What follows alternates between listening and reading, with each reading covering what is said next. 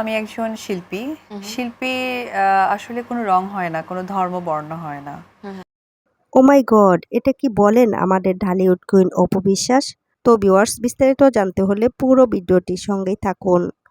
আমার একটা কোয়েশ্চেন হলো অ্যাড করতে চাই, তুমি যেহেতু রিমেক করবে ছবি, তুমি বললে যে তোমার পারফরমেন্স নিয়ে, সো রিমেক করতে গেলে কি নায়ক কি শাকিব খানই থাকবে না অফ কোর্স নায়কও চেঞ্জ থাকবে। থাকবে? হ্যাঁ, নায়ক শাকিব খানই থাকবে।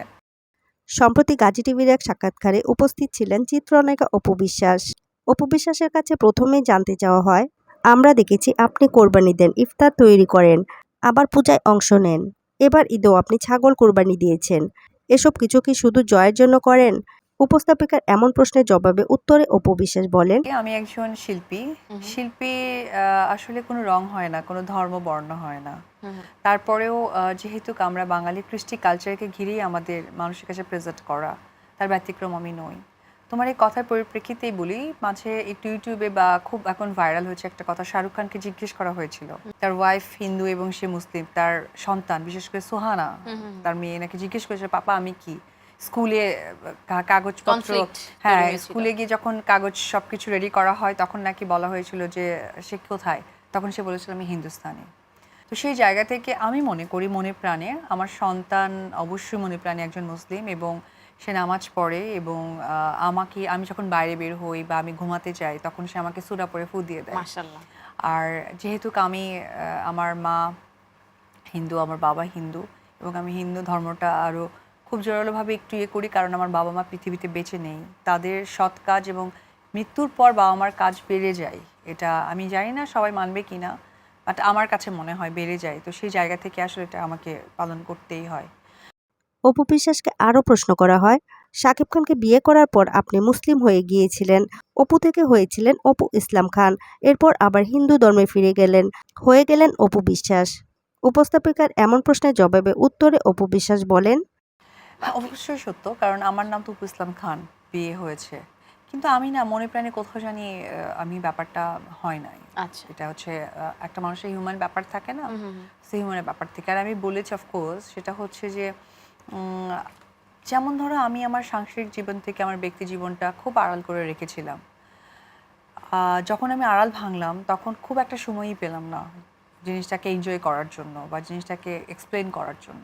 অ্যাকচুয়ালি দেখো, এটা ব্যক্তিগত ব্যাপার। মেন্টালি তো সাপোর্ট আছে দুইজন দুইজনের না? সব থেকে ইম্পর্টেন্ট যেটা হচ্ছে সেটা হচ্ছে যে দেখো, আমি আমার ব্যক্তি জীবনটার সামনেই আনতে চাই না। Okay. যেটা আমি একটু আগে তোমাকে বললাম যে আমি বুঝে উঠতে পারিনি যে অনেক কিছু থেকে যাবে বা কি করা উচিত ছিল, এবং সেই তাদের ফ্যামিলির প্রতিও আমি খুব বাজে কিছু কিছু মন্তব্য করেছি, তার জন্য আমি অসংখ্যবার সরি চেয়েছি এবং তাদের সামনাসামনি আমি বলেছি।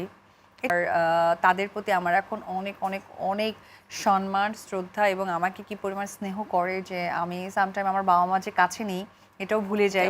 কারণ বাবা মাদের একটা নেচার্স আছে কিন্তু, যে কি খাচ্ছি, কোথায় যাচ্ছি, কেন যাচ্ছি, তো এই বিষয়গুলো এখনো চলমান। সম্প্রতি শাকিব খান তার ব্র্যান্ডের জন্য 5 জন নায়িকাকে নিয়ে র্যাম্পে হেঁটেছেন, সেখানে আপনি বা বুবলি কেউই ছিলেন না। অনেকে জানতে চায়, কেন শাকিব খানের 2 জন স্ত্রীর মধ্যে একজনও নেই? উত্তরে অপু বিশ্বাস জানান, প্রথমে তো হচ্ছে আমি দেশের বাইরে ছিলাম যে ও সময়টা আচ্ছা। শোটা হয়েছে। একটা সত্য প্ল্যানিং থাকে, হুট করে এসে তো আর উড়ে এসে জুড়ে বসা যায় না। আমি দেশের বাইরে ছিলাম, নাম্বার 1। নাম্বার 2, যে নায়িকাগুলো ওর সাথে হেঁটেছে তারা প্রত্যেকটাই তার সাথে সফল অভিনেত্রী। শাকিব খানের সাথে যে যে নায়িকাগুলোকে দেখেছো তারা কিন্তু সবাই শাকিব খানের সাথে সফল অভিনেত্রী। তারা স্ক্রিন শেয়ার করেছে, তারা সকলে আগে থেকে জানা পরিচিত সবাই। আর সেকেন্ড হচ্ছে যে দেখো, এক একটা মানুষের এক্সপ্লেন করা বা তাদের অঙ্গভঙ্গিটা বা তাদের সৌন্দর্যটা এক একভাবে পরিচিত হয়, না হলে তো একটা নায়িকাই সবার মতো দেখতে হতো। এক এক নায়িকার এক একটা সৌন্দর্য। আমি যতটুকু দেখেছি মিমকে, সাবিলা নূরকে, পরিমণি, তারপর পূজা, এবং হচ্ছে গিয়ে ইয়েকেও দেখেছি, তোমার তানজিল তিশাকেও দেখেছি, পাশে আমি ইমনকেও দেখেছি। তো ওরা কিন্তু we are very good colleague, কাজ করেছে। স্পেশালি নুসরাত ফারিয়া বলেছেন, অপুদের মুডের উপর ডিপেন্ড করে তার কাছে কে কেমন। এটা কতটুকু সত্যি? নুসরাত ফারিয়া সম্পর্কে অপু বিশ্বাস বলেন, ও খুব মজার মানুষ। কিন্তু স্পেশালি নুসরাত ফারিয়া বলেছে অপুদের হলো যখন মুড ভালো থাকে তখন সে, মানে অপুদের মুডের উপর আসলে ডিপেন্ড করে তার কাছে কে কেমন। হ্যাঁ, এটা কতটুকু সত্য? ফারিয়া বলেছে? হ্যাঁ। ও খুব মানে সুইট। ফারিয়া বলছে যে তবে অপুদির যদি মুড ভালো থাকে তাহলে আমি ফারিয়া অপুদির জন্য অপুদির কাছে বেস্ট, আর যদি মুড খারাপ থাকবে অপুদির ট্রল করে গালিগালাজ করে শেষ করে দেয়। হ্যাঁ না না না না, ও খুব সুইট এবং ওকে আমি এক বাক্যে কি বলবো জানো, মানে ছোটবেলায় আমরা যেমন আচার খেতাম না, টক মিষ্টি ঝাল, ও একদম টক মিষ্টি টাইপের। আচ্ছা। মানে সেকেন্ডে খুব বোল্ড হয়ে গেল, হ্যাঁ। সেকেন্ডে আবার হাসতে হাসতে, মানে আমরা একসাথে একদিন মেকআপ নিয়েছি, ওর কথায় আমার মেকআপে আগায়নি, পরে বলছে এই ওর অন্য রুমে যেতে হলো, আমার মেকআপ আগাচ্ছে না, আমাকেও বের হতে হবে একটা প্রোগ্রামে। মানে ও এত সুইট, মানে এটা কিন্তু বোঝা যায় না। ওকে যারা তোমার স্ক্রিনে দেখে, স্ক্রিনের আর ফারিয়া হচ্ছে গিয়ে এমনি সবসময় বসে থাকার ফারিয়া একদমই আলাদা। অপু বিশ্বাসের কাছে এটাও প্রশ্ন করা হয়, আপনি আর বুবলি একজন আরেকজনের বিরুদ্ধে যুদ্ধ করেন, এতে শাকিব খানকে ছোট করা হয় কিনা, বা আপনাদের সন্তানদের উপর প্রেশার দেওয়া হচ্ছে কিনা, তারা কিন্তু একটু একটু বড় হচ্ছে, বুঝতে শিখছে। উত্তরে অপু বিশ্বাস বলেন, দেখো একটা ব্যাপার হয়েছে কি, আমি ফেসবুকে এতটা কখনো অ্যাক্টিভ ছিলাম না, বাট সময়ের সাথে নিজেকে মানে নিজেকে মানিয়ে নেওয়ার জন্য অ্যাকচুয়ালি ফেসবুকের সাথে নিজেকে যুক্ত করেছি।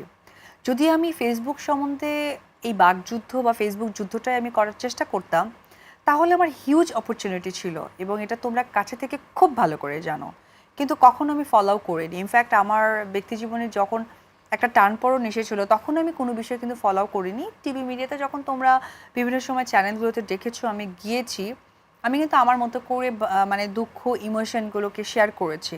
বাট ফেসবুকের মধ্য দিয়েও যে নিজের পরিচিতি পাওয়া যায় বা নিজের এস্টাবলিশমেন্ট পাওয়া যায়, এটা কিন্তু আমার স্বপ্নেও মাথায় ছিল না।